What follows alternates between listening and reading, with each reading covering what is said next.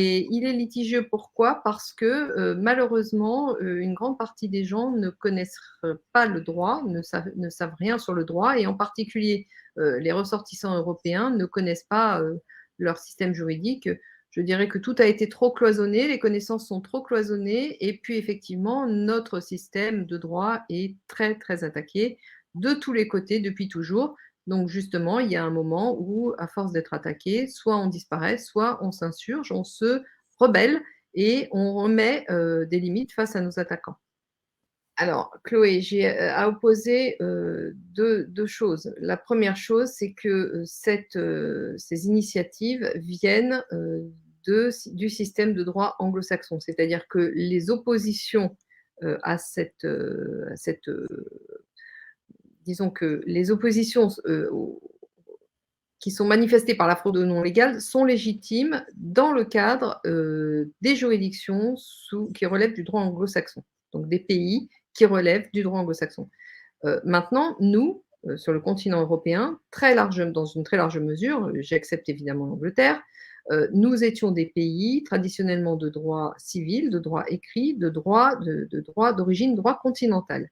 Donc ce sont deux systèmes de droit tout à fait différents, opposés et en particulier opposés par les valeurs qui sont sous-tendues par chacun des deux systèmes, jusqu'à ce que l'hégémonie commercialiste anglo-saxonne veuille devenir totale, envisage le gouvernement mondial et donc se mettent à vouloir empiéter sur tout sur le monde entier. Parce que, Chloé, je dois rappeler une chose, le problème que nous avons dans nos pays de droit continental se retrouve également en matière de droit international.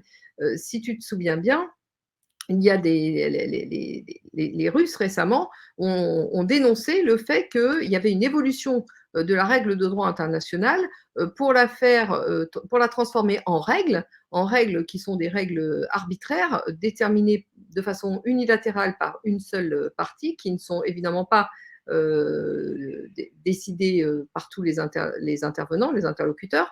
Et ce qui se passe au niveau international, nous avons affaire à la même chose au niveau national. Tout ça s'inclut dans la grande transformation, le grand reset, la grande réinitialisation pour instituer un gouvernement mondial avec des règles normalisées sur le modèle du droit anglo-saxon, qui est un droit commercial ou maritime d'essence esclavagiste. Voilà. Le droit anglo-saxon est en train de coloniser, en tout cas, a pour volonté et a pour objectif de coloniser le monde entier d'une façon générale, de remplacer tout le droit international qui était bâti sur des règles de droit public, en tout cas des entités de droit public, transformer tout ça en entités de droit privé et de faire la même chose dans les pays qui étaient régis par le droit continental, c'est-à-dire qui avaient deux champs d'action différents pour le commerce et pour les personnes hors du champ du commerce. Les personnes hors du champ du commerce, c'était la personne humaine, évidemment, la personne physique, et également la personne morale de droit public. Donc, tout ce qui relève du droit public, les États et toutes les entités territoriales et administratives qui échappaient au champ du droit commercial. Donc, qui échappent à la fois aux règles du droit commercial, en tout cas stricto sensu, en tant qu'elle s'applique à des personnes de morale de droit privé, et qui échappe au code des sociétés et toutes les dérivés qui s'appliquent aux sociétés. Nous sommes encore régis officiellement par le code civil. Évidemment, ce code civil, je ne peux pas te le cacher, est très attaqué. Le droit international est très attaqué, c'est-à-dire qu'il y a un vaste mouvement depuis 20 ans tendant à faire converger les règles de droit civil vers les règles de droit commercial. Donc, c'est sa substance qui tente à être dissoute, si tu veux. Mais néanmoins, ils n'ont pas pu faire disparaître toutes les règles de droit civil qui sont fondées sur les règles historiques, millénaires, je peux dire un peu comme ça, grossièrement millénaires, du droit continental, issues des règles du droit naturel développées tout au long du Moyen Âge. Donc, effectivement, le Code civil est l'héritier direct de la fusion des règles du droit canon avec les règles de gestion des groupes et des territoires qui avaient lieu en matière de droit temporel, enfin de pouvoir temporel. C'est-à-dire que les règles du pouvoir temporel et du pouvoir spirituel ont fusionné.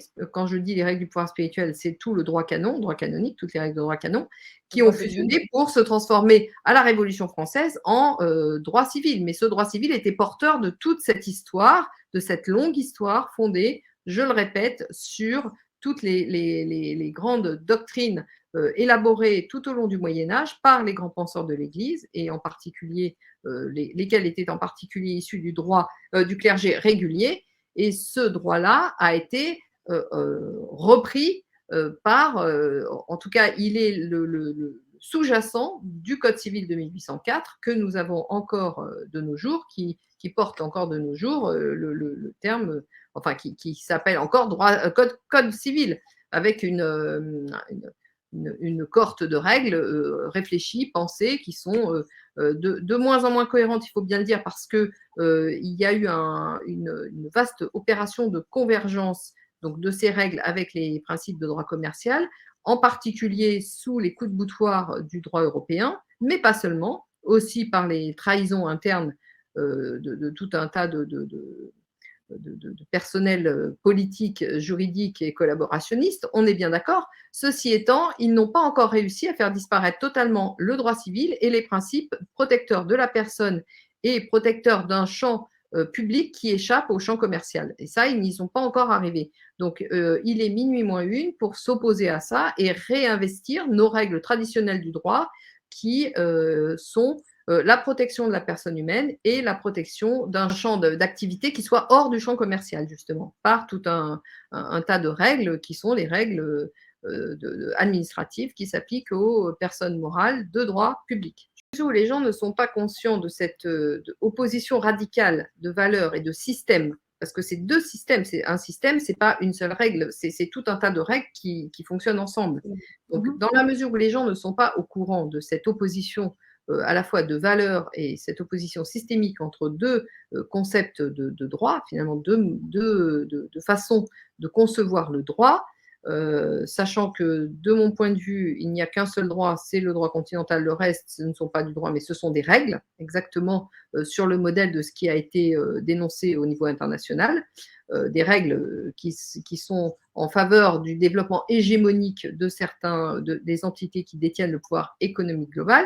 Donc d'un côté, vous avez ces règles, de l'autre côté, vous avez du droit. Si vous n'êtes pas au courant que ces deux systèmes coexistent, qu'ils sont opposés de valeur, et que vous faites passer tous les fondamentaux du droit commercialiste sur le modèle qui existe chez nous, en voulant nier finalement tout ce qui a fait, tous les soubassements de la protection de la personne humaine et de la protection de l'État en tant qu'entité hors du champ commercial, dans ces cas-là, vous faites le jeu de l'adversaire. La personne humaine, dans notre droit, il y a cette distinction n'a de raison d'être qu'en droit anglo-saxon. En droit continental, en droit civil, la personne humaine, c'est pas une entité fictive, c'est la personne telle que toi tu es et telle que moi je suis. Cette personne, à partir du moment où elle est inscrite à l'état civil, prend sa place dans le groupe et a des attributs, ce qu'on appelle les attributs de la personnalité. Elle a des droits et elle a des devoirs. Voilà. Les droits et les devoirs sont une conséquence du fait qu'elle appartient à un groupe et que dans ce groupe, tu as, pour pouvoir coexister, cohabiter, il y a nécessairement des droits et des devoirs. Mais ceci étant, ça ne change rien au fait que la personne physique est une entité réelle et pas une entité fictive au même titre que la personne morale. Une personne morale est une entité fictive, mais une personne physique n'est pas une entité fictive. Personnalité juridique, c'est les attributs que le droit accorde au fait que tu es enregistré comme appartenant au groupe. Tu comprends? Mais ça ne porte pas atteinte à ta qualité de personne humaine. Enfin, c'est le fait que comme tu entres dans un groupe, eh bien, tu as des droits et des devoirs. Et basta, c'est tout. Je veux dire, il n'y a pas de sujet de ce point de vue-là, en droit continental du moins. L'état civil n'a jamais été une fiducie. Je rappelle quand même que la fiducie est arrivée en droit français en 2007. L'état civil ne date pas de 2007, à ce que je sache. L'état civil dans nos pays est l'héritier des registres paroissiaux qui n'ont jamais été dans le champ commercial, qui n'ont jamais été des entités commerciales. Le registre paroissiaux, c'est une façon de dire, voilà, quand une personne naît, eh bien, elle rentre dans la communauté et donc elle a sa place dans le groupe. De la même façon que quand il y a quelqu'un qui décède, bon, bah, on note qu'il n'est plus là, voilà. C'est pas parce que vous êtes inscrit dans un registre du commerce que ça vous transforme automatiquement en entreprise. Je rappelle quand même qu'un État a la caractéristique suivante, c'est que c'est une personne morale de droit public, donc hors du champ commercial. Si vous avez des gens à l'autre bout de la planète qui veulent vous inscrire sur un registre du commerce, ou si vous-même vous vous inscrivez sur un registre du commerce que vous avez vous-même créé, donc ça suppose quand même que vous êtes au-dessus de ce champ commercial, puisque c'est vous qui établissez la règle, eh bien, ça ne change pas la nature profonde de ce que vous êtes. C'est pas parce que l'État a été inscrit par les entités, par les gens qui relèvent du droit anglo-saxon sur des registres du commerce internationaux, que ça change la nature de personnes morales de droit public de votre État. Absolument pas. Je veux dire qu'on ne maîtrise pas ce que les autres font de vous. Mais il faut quand même comprendre qu'en droit anglo-saxon, la personne morale de droit public n'existe pas. Donc, il n'y a que la personne physique ou la personne corporation. C'est le système juridique qui est à la base du développement du droit international, je le répète, qui est à la base du développement aussi de la civilisation occidentale. C'est un système dans lequel une partie non négligeable de tout ce qui fait société est hors du champ du commerce. D'accord, Chloé? Le système anglo-saxon a dérivé à partir du 15e, 16e siècle pour devenir un système de réglementation hégémonique au profit de ceux qui détiennent les capitaux. Ce qui n'a pas été du tout le cas, ce qui n'est historiquement et ce qui n'est théoriquement aujourd'hui toujours pas le cas dans les pays de droit continental. Le droit civil dans nos pays est considéré comme le droit commun. Donc, c'est celui qui s'applique en priorité et qui s'applique de façon générale, et en particulier à la personne humaine. C'est une évidence. Un juge, Chloé, est obligé d'appliquer des textes. Quelles que soient ses bonnes ou mauvaises intentions, il est obligé d'appliquer des textes. Ouais. Et effectivement, notre droit a été aussi rendu confus par cette confrontation et par le fait qu'il y a eu des personnalités mal intentionnées qui ont voulu interpénétrer des règles étrangères à notre système dans notre système. Effectivement, aujourd'hui, il n'est pas rare de trouver des règles qui soient contradictoires. Mais en l'occurrence, concernant la personne physique, non, ce n'est pas contradictoire. La personne physique est protégée et basta. Enfin, qui a été inquiété, condamné pour l'opération chocolat lorsqu'il distribuait des chocolats aux gendarmes et aux policiers avec un chef d'accusation qui d'abord s'appelait appel à la désobéissance des forces de l'ordre, je crois, et qui s'est transformé lors du procès en appel à l'insurrection, qui n'est pas du tout la même chose, parce que l'appel à la désobéissance n'est pas un délit, n'est pas un crime. Donc il y a eu un glissement comme ça qui s'est fait, c'était interprétatoire, c'était une interprétation du juge, et qui a fait qu'il l'a condamné. Ah oui, alors après, il y a des influences aussi évidemment politiques dans la magistrature, ça on ne peut pas le nier. Mais néanmoins, si tu as un texte clair, un juge, je le répète, Chloé, un juge ne peut pas faire autrement que d'appliquer un texte qui est clair. Donc, dans la mesure où les textes ne sont pas clairs, où on peut aussi trafiquer les chefs d'accusation en faisant… mais à ce moment-là, c'est normalement le rôle de l'avocat de défendre son client en donnant les arguments démontrant que ça n'existe pas. Quand même, je suis même la seule à expliquer quand même que le pouvoir judiciaire n'est même pas une autorité judiciaire parce que en réalité, le pouvoir judiciaire fait partie intégrante du pouvoir exécutif. Il n'y a pas de séparation des pouvoirs. C'est du pipeau, la séparation des pouvoirs. Elle n'existe pas. Donc, oui, tout ça existe, effectivement, Chloé. Mais ça ne remet pas en cause notre système juridique et ça ne remet certainement pas en cause les fondamentaux du droit continental. La problématique de la corruption et de l'influence politique, enfin de la disparition du phénomène politique au profit du phénomène économique est un fait que je dénonce depuis assez longtemps pour bien enfoncer le clou. Il est évident que ça existe. Mais ceci étant, ça n'est pas l'essence même de notre système juridique. Ce n'est pas l'essence de notre développement et en tant que civilisation. C'est une dérive. C'est une dérive mafieuse, une dérive liée à la corruption systémique de tout ce qui est de tout par les puissances d'argent. On ne peut pas se fonder là-dessus pour remettre en cause notre système juridique. Bien sûr qu'il faut réinvestir notre droit civil et le réimposer. Et effectivement, il serait souhaitable qu'un grand mouvement politique se développe pour la protection du droit continental et du droit civil, qui est le système de droit continental et en pratique le code civil est le dernier rempart contre l'esclavagisation totale des hommes. Chloé, je vais essayer de donner une image que j'espère être parlante. Vous êtes au Moyen-Âge dans un château fort et vous êtes assiégé de tous les côtés. Est-ce que la solution pour se libérer, c'est de sortir du château, donner les clés au château et aller détruire le château?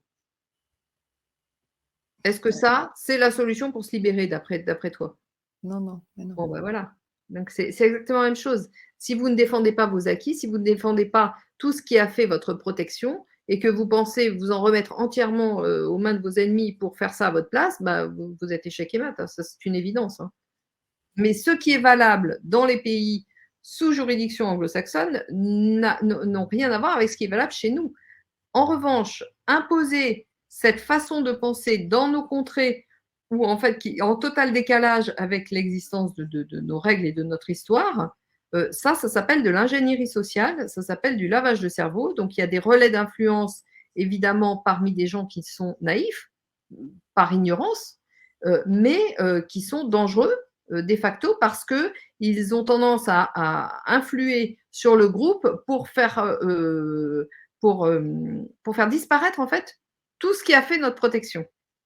Et les choses. Il n'y a pas de confrontation des idées en matière juridique. Le système, il existe ou il n'existe pas. Soit tu le contestes et dans ces cas-là, tu dois te positionner. Donc, soit tu repars de zéro et tu réinventes, tu prétends à un moment donné réinventer toutes les règles en partant de zéro, donc comme si l'humain venait d'arriver sur cette terre.